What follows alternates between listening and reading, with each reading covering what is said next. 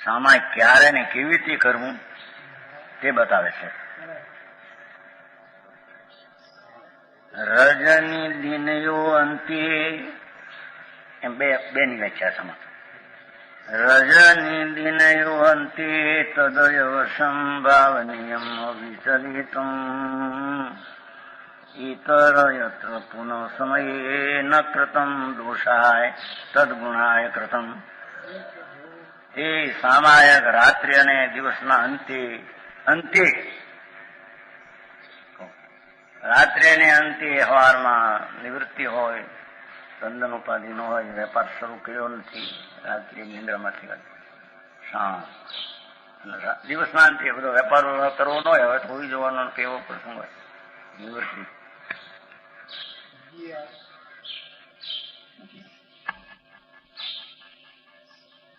જાણો,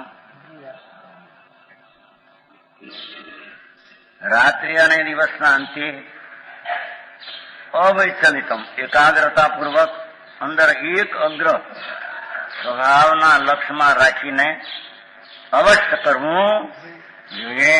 સામાય રાતને દિન સાંજમાં હવામાં કરવું, મજમાય પણ કરવું છે. અને જો અન્ય સમયે કરવામાં આવે તો સામાય કાંઈ દોષનો હેતુ નથી, વધારે ગુણનું કારણ છે. ગુણને માટે છે એમ. 3 વાર થાય, 4 વાર થાય, 5 વાર થાય, સમયનો ઉપયોગ અંદરમાં લાગુ પડે એ તો બહુ લાભનું કામ છે. શુદ્ધ ઉપયોગ અને સ્થાન ભાવ પ્રગટે એક દિવસમાં ઘણી વાર બહુ લાભનું કામ છે. લો 3 વાર તો કયું લેવાનું સ્થાન ભાવ ઉપયોગ જાણો. ઉપયોગ ન આવે કોઈ વખત તો વિકલ્પ હોય, ચિત્તાંશ હોય ને વિકલ્પ હોય, એવા સમય કે છે. સામભાવ પ્રગટ સહિત હોય તે સ્થિરતા એ નિશ્ચય સમય છે.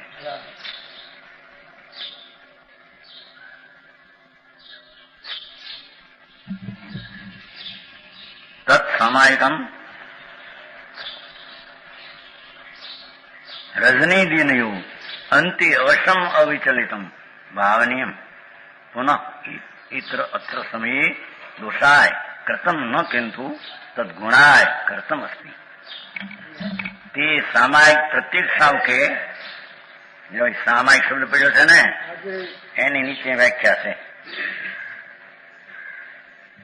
સામાયિક ને માહિતી નીચે નોટ યોગ્ય ક્ષેત્ર જોઈએ. રાંધવાનો ચૂલો પડ્યો ને રાંધતો બે સમય કરવા તો એમ સમય થાય એમ કે હે મોટો ઓરડો હોય ને બધા રાંધતા હોય, છોકરા ખાતા હોય, ક્યાંક નવું સમય કરવા બે હું જોવે એને યોગ ક્ષેત્ર જોઈએ. માથે હવેલી ઠેકાણ હોય, યોગ કાળ જોઈએ. જાણો એને જો મૂર્તિ નો કાળ જોઈએ ને, યોગ આસન જોઈએ. આસન પણ એનું એ જાતનું જોઈએ. યોગ વિનય જોઈએ. મન શુદ્ધિ, પછી મનમાં શુદ્ધિ આપવી જોઈએ ને. વચન શુદ્ધિ, ભાવ શુદ્ધિ જોયું. મન શુદ્ધિમાં વિશેષ કાય શુદ્ધિ, એ 8 વાતની અનુકૂળતા હોવી જરૂરી છે. તેમાં ભેદ જ્ઞાન પૂર્વક લો ખુલાસો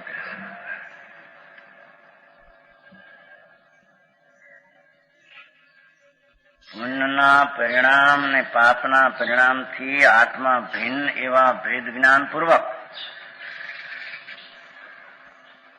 સ્વ સન્મુક્તાના બળથી શુદ્ધ ચૈતન સ્વભાવ એની સન્મુક્તાના બળ જોર વળી, એના જોર વળી, કોઈ વિકલ્પથી કે એના જોર વળીને એમ જેટલી પરિણામોની શુદ્ધતા થાય, જેટલી શુદ્ધતા પરિણામની થાય, વિકલ્પ નહીં, તેટલી નિશ્ચય સામાયિક છે. તે સાચી સામાયિક કહેવામાં વિતરાગ માર્ગમાં આને સાચી સામાયિક છે.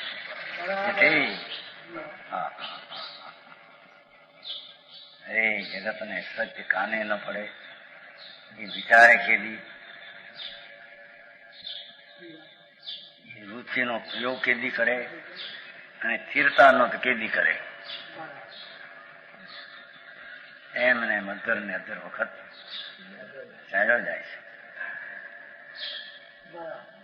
શ્રદ્ધાના દૂરમાં પાપો ન થાય કે રાગ ને પુણ્ય વિકલ્પ એ બંધનું કારણ છે. મારો સ્વભાવ જ એકલો આશ્રય લઉં એમાં લાભનું કારણ એવી શ્રદ્ધા પાકી ન થાય ત્યાં સુધી એને સ્વરૂપ તરફનું વર્ણન પુરુષાર્થ કરી શકે જ નહીં. જાણું પરના વાક્ય રહ્યા કહે એમાં જે આ કરું છું ને એમાં આમ થાય છે, આમ કરું છું એમાં આમ થાય છે, સ્વભાવ કરું એમાંથી આમ થાય છે.